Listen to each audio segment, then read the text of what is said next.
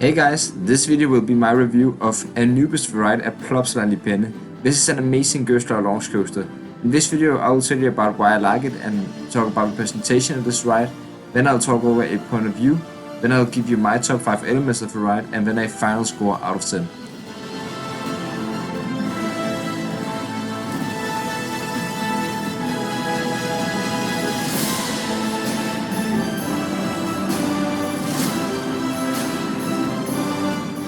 That launch, dude, that's so powerful.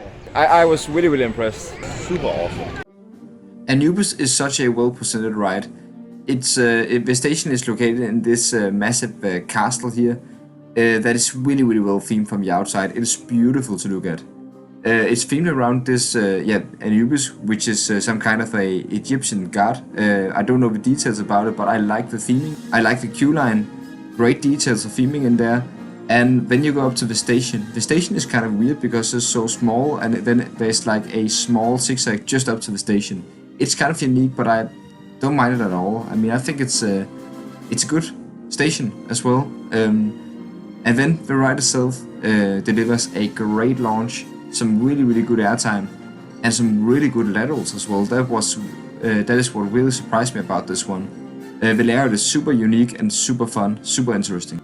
And now it's time to talk over the point of view of this ride. You first off have a little pre-drop that of course doesn't really offer anything other than excitement for this launch, and this launch is incredible. It is super forceful and super snappy as well.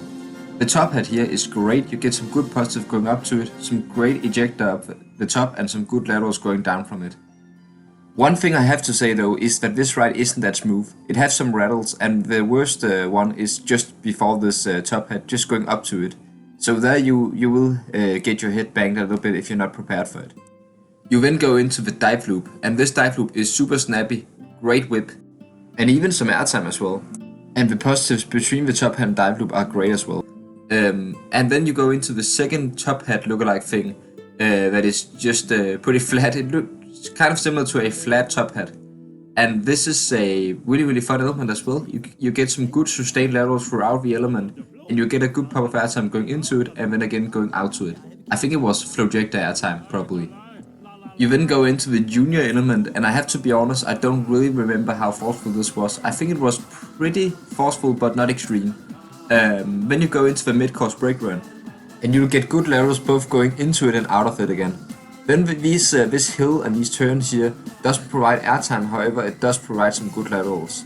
The last hardline roll is great, delivers great hang time, and that's the end of Anubis, an amazing coaster.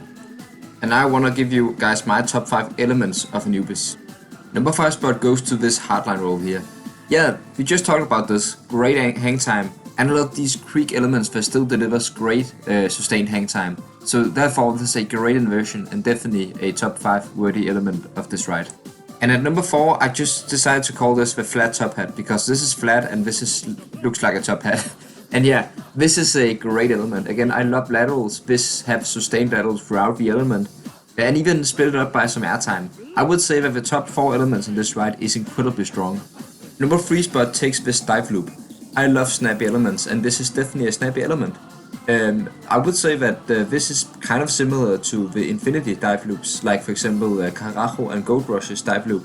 However, this isn't nearly as strong if you are in the outer seat of these rides, but if you're in the inner seats, it's probably pretty similar.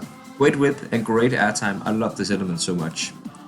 So even though the entry to this element is the rattliest point of the ride, I still have to put this top hat really high on this list, because this is an incredible element. Going into it, you have some really strong positives. Going up to it, a great pop of pretty strong ejector airtime, I would say. And then going down from this is both whippy and lateral heavy, and you even got some floater airtime going down from it. This is an incredible element. I love this top hat so much. And if it wasn't for the rattle, then this would probably be number 1, but for now I have to put the launch at the number 1 spot. This is one of the best LSM launches that I've ever experienced. It is incredibly strong. If you've ridden both Lynel and Flug for Norgård, then this is pretty much in the middle of the road between these two.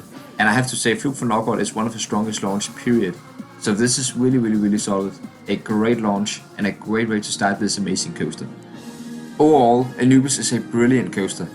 It is well presented and well themed, and it has a little bit of everything in terms of forces. It both have great positives, some great airtime, some really good laterals, some good hang time as well, and it is super well paced and it just flies through the layout. Other than that little mid-course brake burn that slows the ride down a little bit, but it is still amazing throughout the entire coaster. It does have a rattle to it, and I would definitely prefer if this one had lap bars, just like for example Daredevil Dive. But for a final score, I'm still going to give it a really solid 8.5 out of 10. This ride does stand in the shadow of Ride to Happiness, but this is a really solid second place at this park for me. Thanks for watching this video. What do you think about Anubis the ride? Comment down below. Bye guys.